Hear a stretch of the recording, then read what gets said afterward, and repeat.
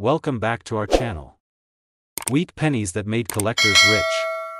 Check your change, you might have one. In 1940, the world stood on the edge of war.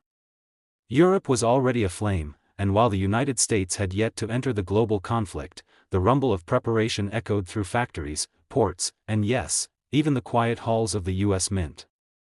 At the Philadelphia facility, coin presses moved with familiar rhythm, striking Lincoln wheat pennies by the millions. The design, unchanged since 1909, carried the humble face of Abraham Lincoln on one side and twin wheat stalks on the other, flanking the words, 1 cent.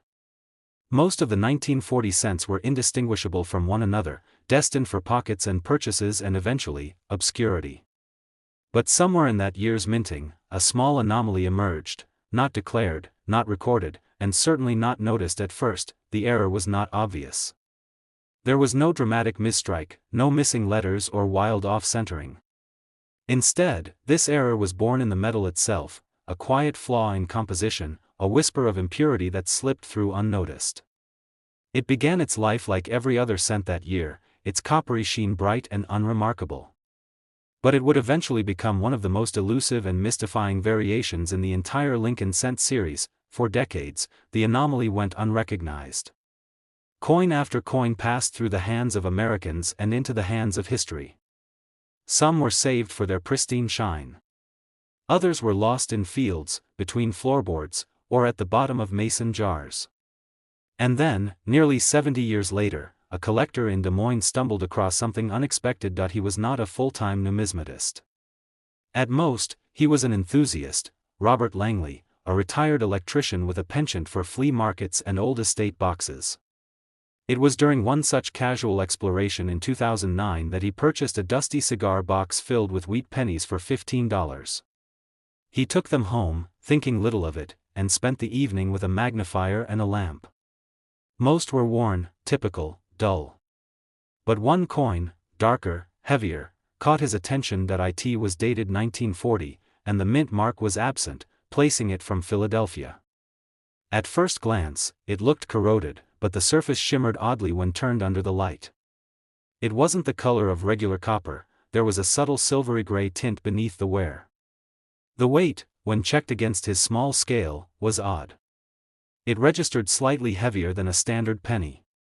That was enough to pique his curiosity. Robert sent the coin to a regional coin dealer, who initially dismissed it as environmentally damaged. But Robert's persistence, perhaps guided by instinct more than logic, pushed him to seek further opinion. He contacted a numismatic specialist in Chicago who agreed to send the coin to NGC for authentication. What came back changed everything. 1940 Lincoln cent struck on experimental alloy planchet. 55 Australian dollars. The grating shocked even seasoned experts. Somehow, a 1940 penny had been struck not on the standard bronze planchet of the time, but on a metallic composition closer to what would be tested during the experimental years of World War II. While steel cents wouldn't officially arrive until 1943, the documentation hinted that the mint had begun experimenting with alternatives earlier than previously believed. Quiet trials, conducted under confidentiality, in anticipation of copper shortages. Robert's coin showed all the characteristics of an unlisted prototype. Slightly higher weight. Subdued luster. Unusual color. Most important of all, it had been authenticated beyond doubt. News of the find rippled through the collector community. While some remained skeptical, others began combing their collections, especially 1940 Philadelphia cents, for any signs of unusual weight, color, or texture. Slowly, a pattern emerged. A handful of similar coins, some showing signs of alloy variance, others with distinct surface qualities, were discovered, authenticated, and added to a growing theory. The mint had indeed conducted off-the-record alloy tests before the war, and at least a few had made it into circulation. The second coin, discovered in a Kansas City coin shop in 2011, had sharper details and a distinct silver-bronze tone. It weighed slightly less than Robert's but still exceeded standard specifications. This example sold privately for $38,000. Later that year, another surfaced, 58 Australian dollars, silvery in tone, with crisp wheat stalks on the reverse.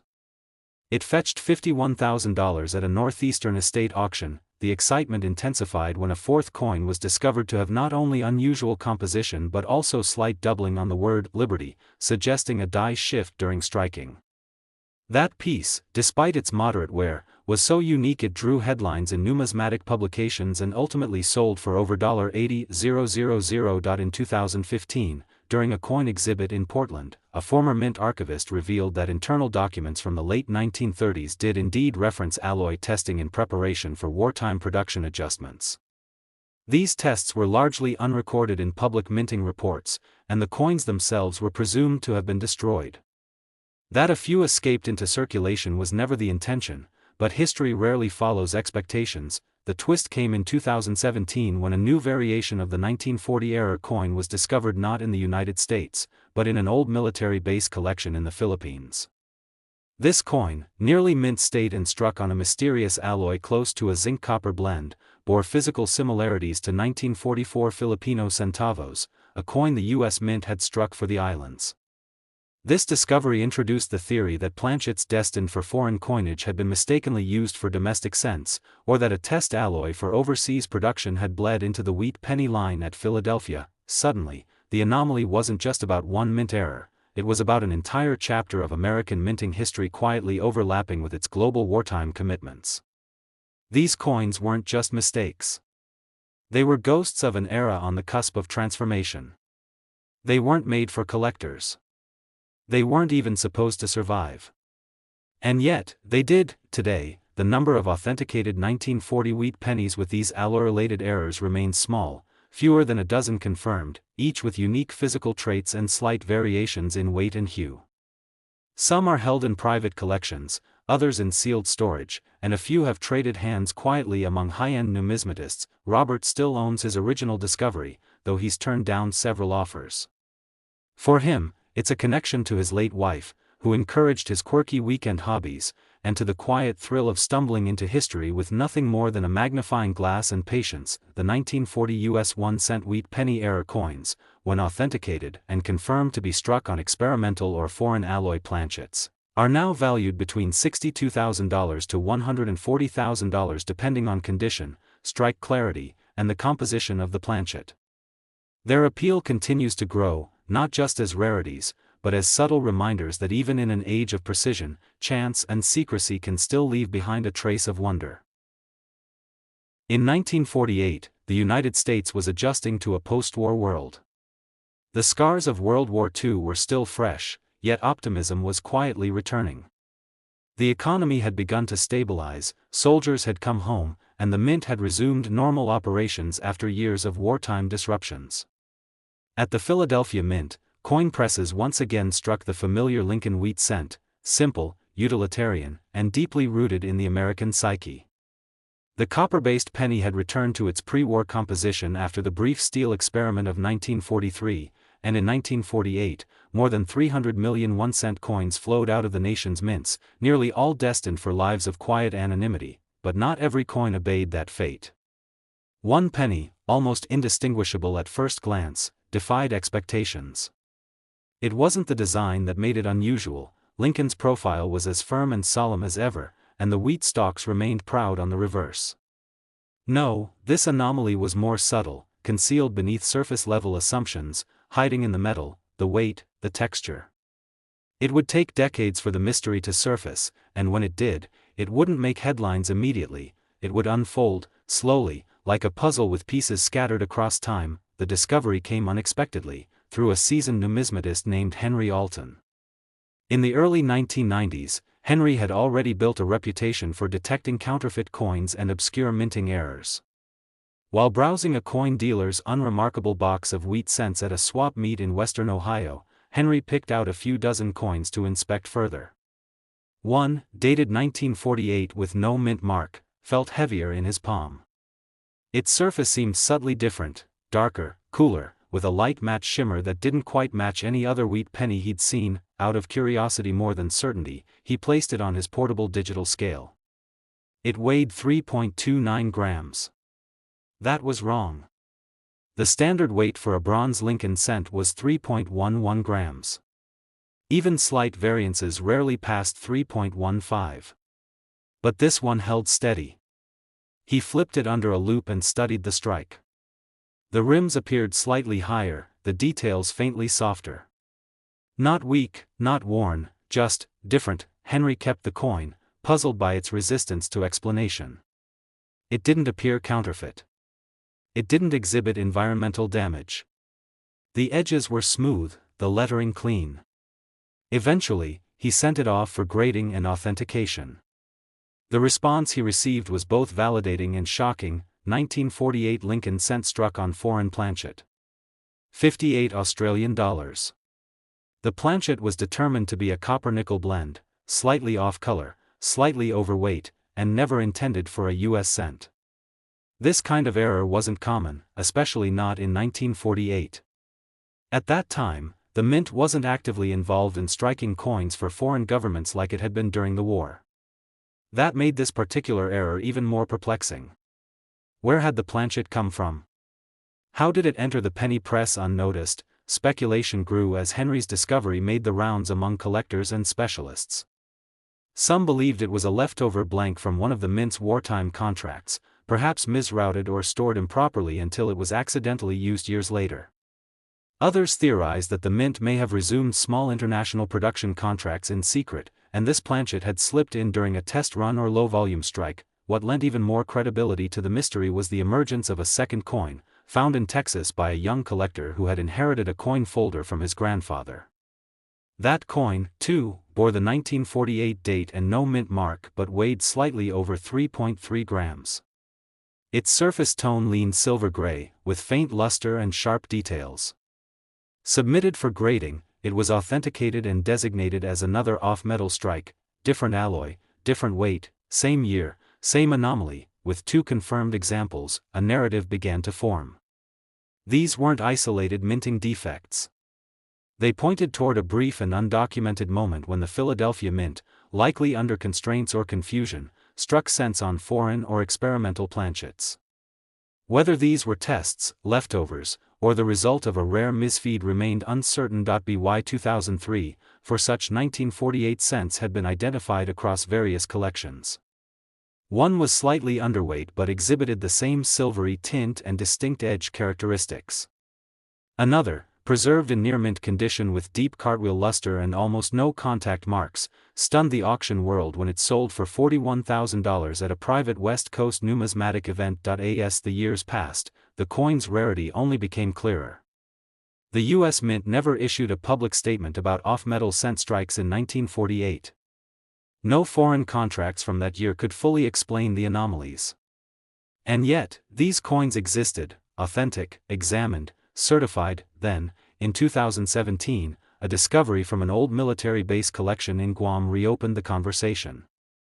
A 1948 Lincoln cent, nearly uncirculated and with unusual sheen, was examined and found to be struck on a planchet composed of a copper-zinc-nickel alloy nearly identical to certain Southeast Asian coinage produced by the U.S. Mint in the early 40s. The implication? Leftover blanks may have been stored in inventory far longer than anyone realized, possibly mixed into regular production when supply levels or human oversight failed. The twist in the tale came not from a new discovery, but from an old file. In 2021, a retired mint historian published a series of internal memos from the late 1940s. One of them mentioned miscellaneous foreign blanks to be destroyed or reassigned pending instruction. No specifics. No dates. Just a single memo that hinted at a window of confusion or redirection within the production chain.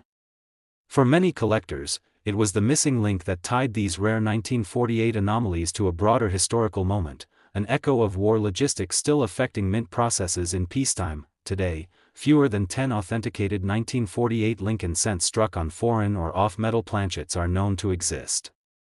Each coin tells a different version of the same story, of oversight, coincidence, or quiet experimentation. They represent a time when the mint, though highly professional, still wrestled with the complexities of supply and procedure in a rapidly changing world. Henry's original discovery remains the benchmark. Though it shows some circulation wear, its status as the first recognized example gives it historical prominence. It's not just a coin, he often says, it's a breadcrumb from an untold chapter. The 1948 U.S. 1-cent wheat penny, when struck on foreign or experimental planchets and authenticated accordingly, is now valued between $52,000 to $122,000 depending on its condition, surface integrity, and traceability. These coins aren't merely minting mistakes, they are artifacts of transition, quiet survivors of a moment the records forgot but the metal remembered. In 1956, America was suspended in a delicate balance between post-war prosperity and the mounting pressures of the Cold War. The nation was booming, yet tensions hummed beneath the surface. The suburbs were expanding, televisions were lighting up living rooms, and the U.S. Mint continued its steadfast production of coins that passed through hands unnoticed. At the Philadelphia Mint, the familiar thud of coin presses filled the air, striking Lincoln wheat cents just as it had for decades. By now, the wheat penny was an American icon, its design virtually unchanged since 1909, bearing the solemn profile of Abraham Lincoln on the obverse and two classic wheat ears on the reverse. The 1956 edition was no different, or so it seemed. Most of the pennies struck that year entered circulation as expected. Over 420 million of them emerged from the Philadelphia Mint, indistinguishable from one another to the average eye. But quietly, without fanfare or recognition, a few slipped through that didn't quite belong. These were not visibly flawed or damaged. Their strangeness lay beneath the surface, in the metal, the strike, and the weight. It would take decades for anyone to notice, let alone understand their significance. The first known clue surfaced in 1988. A part-time collector named Carol Whitmore was sorting through jars of coins left by her grandfather. She had little more than a casual interest in numismatics but found the process nostalgic. One of the coins caught her attention, a 1956 penny that appeared slightly off in color. It was shinier, with a cooler, steel-like tone beneath its patina. It didn't match the typical red or brown hues of aging copper. Curious, she weighed it. The scale read 2.88 grams. That was well below the standard 3.11 grams for bronze Lincoln cents. She thought little of it until, years later, at a local coin show, she mentioned the odd penny to a booth owner who asked to examine it. He immediately noticed the slightly off coloration, the faintly sharp rim, and the unusual weight. It was enough for him to recommend submission for professional grading. Weeks later, the results came back. 1956 Lincoln cent struck on foreign planchet. 55 Australian dollars. Carol was stunned. The foreign planchet wasn't identified with complete certainty, but the coin's metallic composition bore resemblance to blanks used in Latin American coinage during the mid-1950s, planchets that the U.S. Mint had supplied during various contracts. Somehow, one of these foreign planchets had been fed into a press for U.S. pennies, and the result was a coin that shouldn't exist. Word of the discovery spread slowly. A few experts were intrigued, but many dismissed it as a one-off anomaly. Then, in 1993, a second 1956 penny surfaced at a New Jersey estate sale. This coin was in even better condition, sharp strike, lustrous sheen, and a weight of 3.0 grams, still lighter than a standard bronze penny. It had been tucked away in an old Whitman folder, misidentified for years as a regular wheat cent. Its authentication confirmed what Carol's coin had only suggested: this wasn't a lone accident. Something more was at play. Soon, researchers began digging into mint records, chasing vague references to international planchet storage, overflow contracts, and the possibility that small batches of foreign blanks had remained in the system long after official production had ceased. The U.S. Mint had been known to assist other nations with coin production during the 1940s and 50s. Could these 1956 pennies have been struck on leftover planchets never intended for domestic use? In 1998, another coin emerged, this one with a weight of 3.28 grams, heavier than standard, and struck with almost proof-like clarity. Its surface bore a faint silvery tone, suggesting a higher nickel content. Experts speculated it may have been a trial piece, or perhaps a deliberate test using a planchet meant for an experimental alloy. Whatever its origin, it proved once again that 1956 cents weren't all created equal. By the early 2000s, these error coins had captured the attention of serious collectors. Not just because they were rare, but because each example told a slightly different story. One coin would be too light, another too heavy. One would have a sharp strike, another slightly mushy edges. Some appeared dull, others shimmered with unusual brightness. The inconsistency was baffling and fascinating. Then came the twist. In 2007, an anonymous collector submitted a 1956 cent with unusually thick rims, a perfectly centered strike, and a color that defied explanation, neither copper nor silver, but a deep gold-tinged bronze. When metallurgical tests were conducted, they revealed a blend unlike any known standard used in U.S. coinage of the time. It resembled an alloy used in experimental patterns for token coinage intended for vending industries in the 1950s. Somehow, a test blank or industrial token planchet had made its way into a regular U.S. penny press and had been struck with Lincoln's face and the iconic wheat ears. This revelation changed the narrative. It wasn't just foreign planchets. It was also experimental metal blends, test materials, possibly being evaluated in secret or discarded in error, only to be reused inadvertently. These weren't accidents in the traditional sense.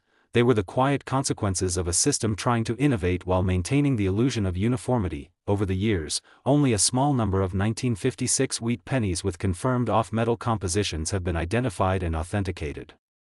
Most were discovered by chance, found not by seasoned dealers but by curious hobbyists or casual collectors who noticed something just slightly different. Their rarity is compounded by their invisibility. These coins don't look drastically different at first glance. Their secret is quiet, hidden beneath the surface, waiting for someone to notice the difference in weight, luster, or tone. Today, they are among the most sought-after wheat cent oddities in the collecting world. Their mystique lies not just in rarity, but in the fog of uncertainty that surrounds their creation. No mint record explains them fully. No official error designation captures all their quirks. They exist at the edge of documented history, where procedure and improvisation briefly overlapped. Carol still owns her original coin. She's since become a more serious collector, but nothing in her collection compares to the quiet power of that one unexpected discovery. She often tells friends that the coin chose her, not the other way around. The 1956 US 1-cent wheat penny era coins, when struck on off-metal or foreign planchets and authenticated, are now valued between $46,000 to $114,000 depending on condition, alloy, and strike characteristics. Each one is a small, mysterious monument to a time when the mint's machines, like history itself, occasionally wandered off script and left behind a legacy that would take decades to decode.